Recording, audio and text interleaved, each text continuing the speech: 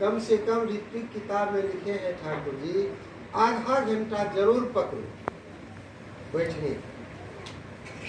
इसको तो अभ्यास करना पड़ेगा, एक दिन में तो होगा नहीं। आज अगर 5 मिनट बैठे हैं तो कल 6 मिनट करेंगे, फिर दूसरे दिन 7 मिनट करेंगे।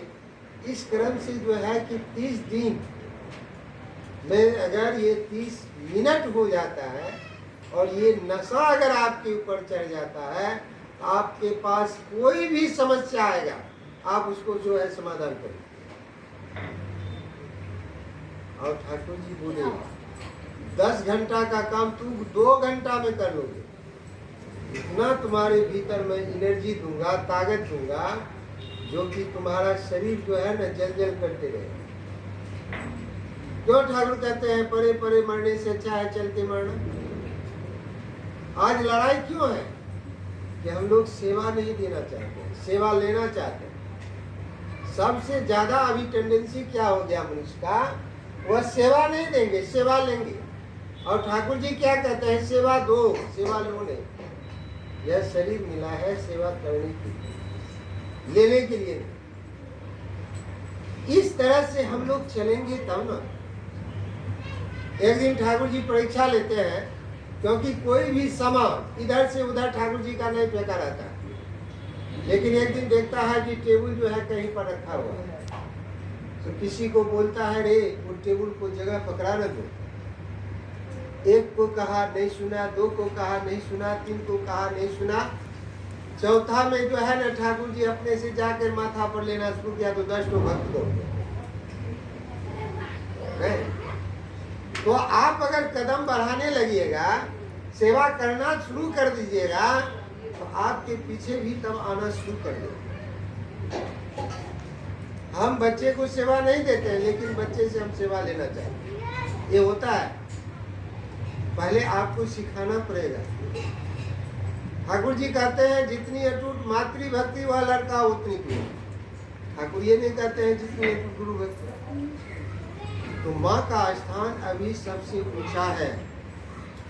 माँ की भावना पर जनरेशन आता है, माँ की भावना पर जो है घर संसार टिका हुआ है, माँ के भावना पर पति का जीवन सुंदर होता है, क्योंकि सारा भगवान शक्ति देती है माँ। लेकिन आज सबसे ज्यादा जरासंध का अखाड़ा माए लोग खड़ा करते हैं सबसे ज्यादा, क्योंकि एक कुछ चीज की आज जो है कि अगर हम शांति लेके अगर रहेंगे तभी हम शांत कर पाएंगे। अगर माँ उद्विग्न हो जाए, ठाकुर जी कहते हैं वह घर ध्वंस हो जाए, बाल बच्चा ध्वंस हो जाए। ठाकुर जी तो खुले आंख कहते थे, आंख से देखते थे, कहा कि सब तो दुर्गा है, सब तो सरस्वती है, सब तो लक्ष्मी है, हम कहाँ खोजने जाए। आज ठाकुर क्यों कहते हैं रे माँ को प्रणाम करो, पिता को प्रणाम करो। दीक्षा के समय यही बताया जाता है और कुछ नहीं बताते हैं। ऋत्विक लोग जब गुरु से दीक्षा दिलाते हैं ना, माँ पिता और बाल बच्चा रहता है ना, उनको कहते हैं बेटा तुमने गुरु को प्रणाम किया ना, अब माँ का आशीर्वाद दो, बाप का आशीर्वाद दो। ये जीवन में यही 3 को लेके चलो और अपना जो कर्म है ना वो करो, तुमको आगे बढ़ने से कोई नहीं रोके। उपनिषद क्या कहता है, मातृदेवो पितृदेवो आचार्य देवो, गुरु की बात। राम आए क्या करके सिखाए, गुरु को प्रणाम करते थे, माँ पिता का आशीर्वाद लेते, यही ना। लेकिन आज जितना रफ्तार से हम लोग पूजा करते जा रहे हैं, उतना रफ्तार से हम अशांत होते चले जा रहे हैं, परेशान होते चले जा रहे हैं। कितना दरवाजा पर माथा पटकते हैं, कितना देवी देवता के पास जाते हैं, कितना तीर्थाटन करते हैं, अब फिर घर में वही बात की वही बात होता है। तो ठाकुर जी कहते हैं घर ही तुम्हारा मंदिर, सारा संसार घूम के यही घर में आना होगा। इस घर को पहले ठीक करो, इस घर को पहले सुंदर करो। अगर सूखी रोटी खाओ, प्रेम से रहो, उसमें जो आनंद है ना। आज मोदी जो है कि परेशान है, आर्थिक संकट पड़ रहा है, तब वो 2 गाड़ी से चलना शुरू किए, भारत के प्रधानमंत्री। अब तुम लोग भी इतना गाड़ी मत चलो, तो आज घर में भी आर्थिक संकट होता है ना, तो बाप बाप करते हैं। ठाकुर जी बहुत दिन पहले कह दिया है, माँ के हाथ में है। कहते हैं तुम, कोई माँ 1000 रुपया का काम करता है और तुम अगर 500 रुपया का कर लेते हो तो तुम ही माँ जो 500 रुपया कर। दक्षता उसी को करता। सत्संग ये चीज सिखाता है, बेफालतू खर्च करने के लिए नहीं सिखाता। ये 1000 टका मार दिया और हम वाहवाही लूट लिए, ये नहीं होता है। ठाकुर कहते हैं लक्ष्मी को बर्बाद करोगे तुम बर्बाद हो जाओगे। नहीं, ये चीज लाइए जिससे कि हमारे घर वाले जो परेशान होकर पैसा लाते हैं, मेहनत से लाते हैं, भर दिन खटते हैं, जब लाते हैं उसका मिसयूज मत कीजिए। ये सब गृहिणी के हाथ में रहता है। तंग मत कीजिए, परेशान मत कीजिए, बैलेंस करके चलिए जो कि काम देगा। समय पर जो है कि ठाकुर जी कहते हैं माँ के लिए कंजूस बनिए, और पैसा अगर कुछ दिन रहेगा ना, जब अभी आपके पति परेशान में पड़ जाएंगे, तुम अब हस्त हाथ से जो है निकाल के उनका रक्षा करें। सब चीज नारी नीति में है, सत्यानुसन में है, करते काम, फायदा लेते काम। जबकि ठाकुर जी में तो कोई आडम्बर नहीं है, न चंदन है, न तिलक है, न कंठी है, न माला है। आज हमारे शिवुदा बोले कि स्फूर्ति को बढ़ाइए, तब स्फूर्ति को बढ़ा देने से क्या होगा? ठाकुर जी खुश हो जाएगा। ठाकुर जी को कहिए सबको भाव को बढ़ाइए, भक्ति को बढ़ाइए। ठाकुर जी को पैसा से और आप जो पॉकेट दे देते हैं, समझते हैं हम खरीद लिए, वो चलने वाला नहीं है। वह शैतान को जो है आप भक्ति करते हैं। ठाकुर जी को जो भक्ति करना है ना, भाव से वो भूखे हैं। आप भाव दीजिए। क्यों ठाकुर जी को अर्घ देते हैं पैसा? कभी सोचे थे?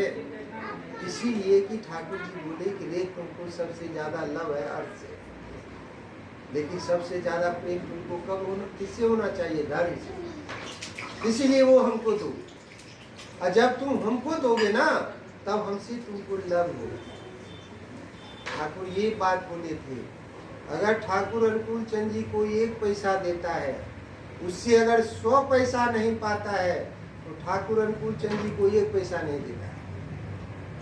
आप समझ सकते हैं कि 1 पैसा देना कैसे।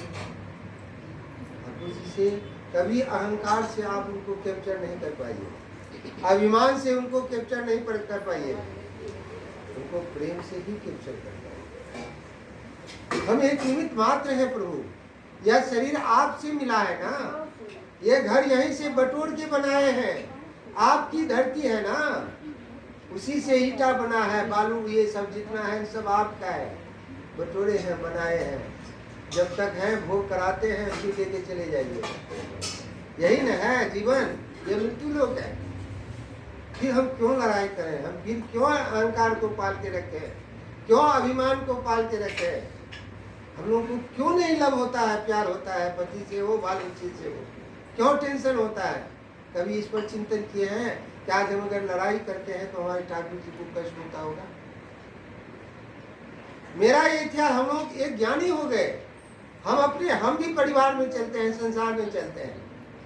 अगर खटपट होता है तो पहले हमको खुश करना पड़ता है बोली से, कोनो पैसा से हम नहीं खुश करते हैं। बोली देना पड़ता है, प्यार देना पड़ता है। इसके बाद जो है तब जो है कि ठाकुर के काम में जाना पड़ता है, तब हमारे ठाकुर जी खुश होते हैं। कि तब जो तुम जो है नगर क्रोध लेके या लड़ाई करके अगर ठाकुर के पास जाइएगा, ठाकुर कहते हैं मेरा मुख गंभीर होता है।